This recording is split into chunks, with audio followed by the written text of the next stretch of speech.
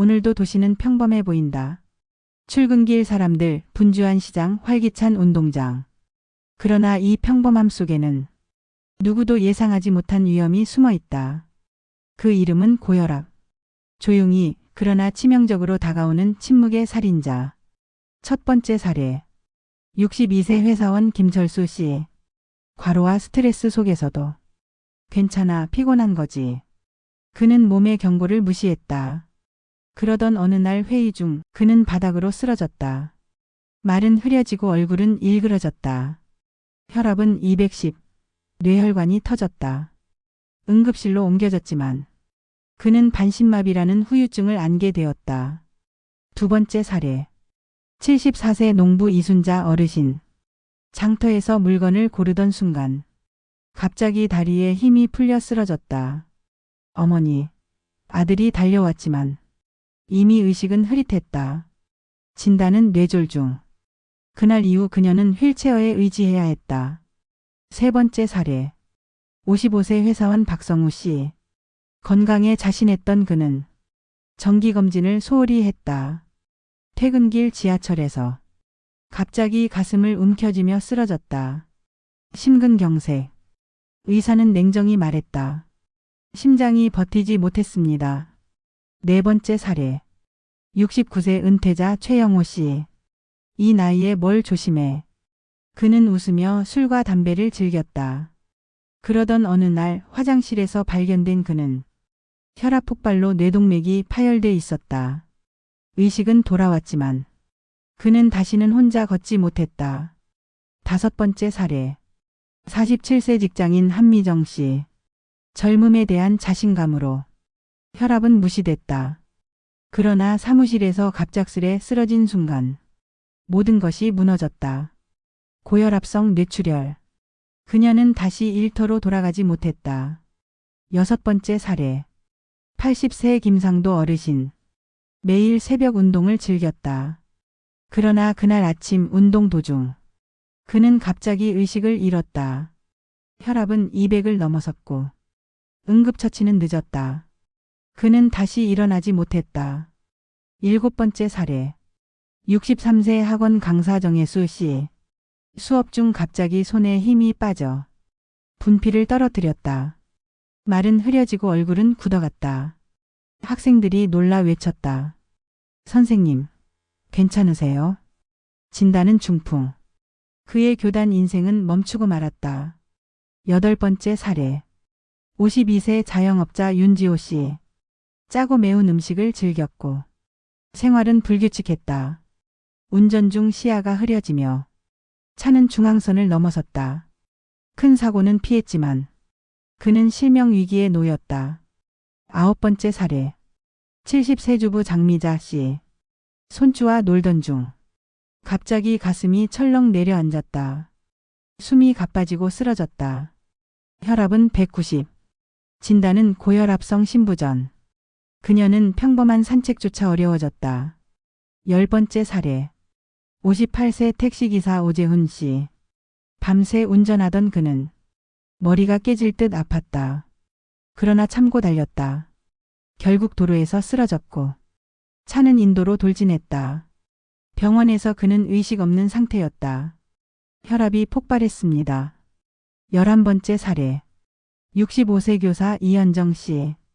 수업 준비 중 갑자기 눈이 보이지 않았다. 한쪽 시야가 어두워진 것이다. 병원 진단은 고혈압성 망막병증. 그녀는 더 이상 칠판 앞에 설 수 없었다. 12번째 사례. 77세 노인 김정호 씨. 하루에 3번 국물 가득한 음식을 즐겼다. 그러던 어느 날 잠자던 중 갑자기 호흡이 멎었다.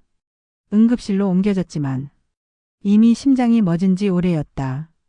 13번째 사례. 49세 회사원 이민호 씨.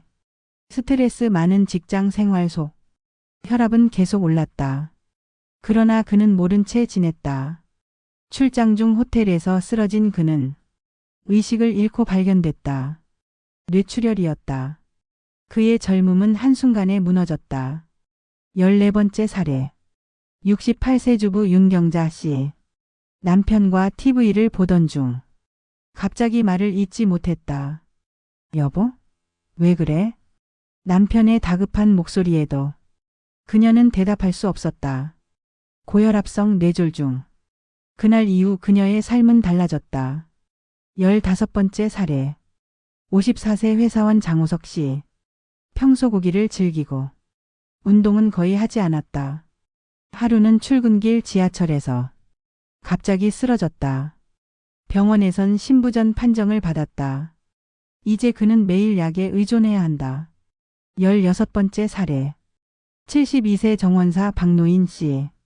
정원에서 나무를 다듬던 중 갑자기 손에 힘이 풀려 넘어졌다. 혈압은 이미 위험수치.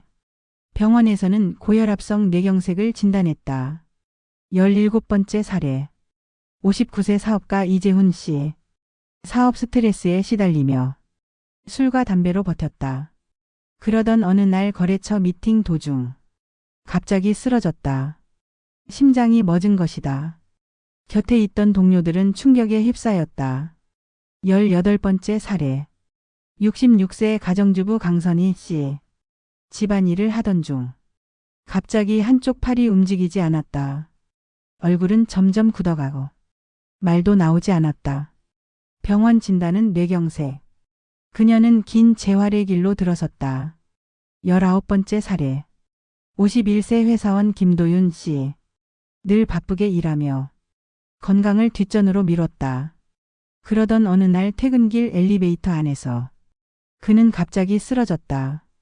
동료들이 발견했을 때 이미 의식은 잃은 상태였다.